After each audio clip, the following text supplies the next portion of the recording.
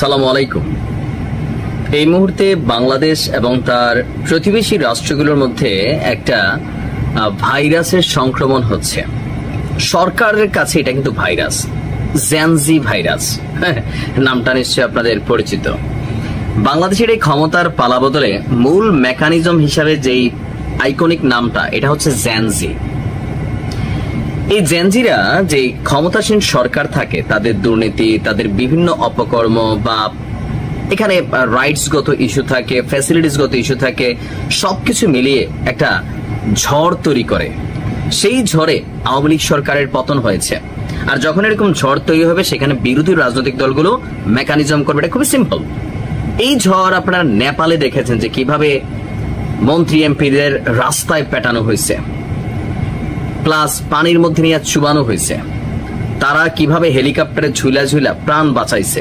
একই দৃশ্য দেখেছেন নেপালের প্রধানমন্ত্রী হেলিকপ্টারে করে কিভাবে পলায়ন করেছেন। তো এই ঝড়টা ইন্দোনেশিয়াতে দেখলাম আমরা, নেপালে দেখলাম। এখন এই ঝড়ের গতিপথ হচ্ছে ভারতের দিকে। এটা আমার কথা না, প্রেডিকশন অলরেডি শুরু হয়ে গেছে। আপনার এ বিষয়ে ভারতেও একই রকম পরিস্থিতি সৃষ্টির আশঙ্কা আছে বলে দাবি করেছে ভারতের সরকারের মধ্যে খুবই গুরুত্বপূর্ণ যে একটা টিম আছে, শিবসেনা। আপনারা জানেন যে খুবই কট্টর হিন্দুবাদী একটা সংগঠন শিবসেনা।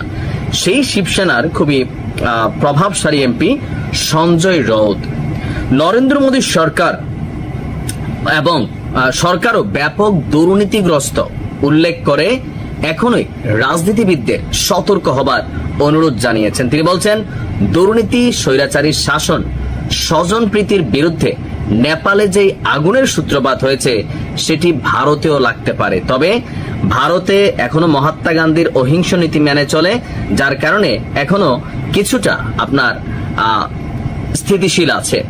যদি নেপালের এই স্ফুলিঙ্গ ভারতে আসে, তাহলে মুহূর্তের মধ্যেই মানে তাসের ঘরের মতন ঝরে পড়বে নরেন্দ্র মোদীর এই সরকার। এর মাঝখানে আপনারা জানেন যে বিভিন্ন জায়গায় এই মুহূর্তে নরেন্দ্র মোদীর এই সরকারের বিরুদ্ধে কংগ্রেসের যারা আছেন, পাশাপাশি ভারতকে বিভাজিত করার জন্য ইন্টারন্যাশনাল যে শক্তিগুলো কাজ করছে, ধর্মগত, জাতিগত, আপনার কি বলা হয় যে সংস্কৃতিগত বেশ কিছু ইস্যুতে ভারতের মধ্যে কিন্তু বিভিন্ন বিভেদ আছে। তারপরেও যেমনে যেমনে হোক দীর্ঘ একটা সময় ধরে তারা টেকনিক্যালি কেন্দ্রীয় সরকার সবাইকে কন্ট্রোল করছে। কিন্তু বিজেপির নেতৃত্বে এই সরকার আসার পরে নরেন্দ্র মোদীর সরকার যত দিন গিয়েছে দুর্বল হয়েছে।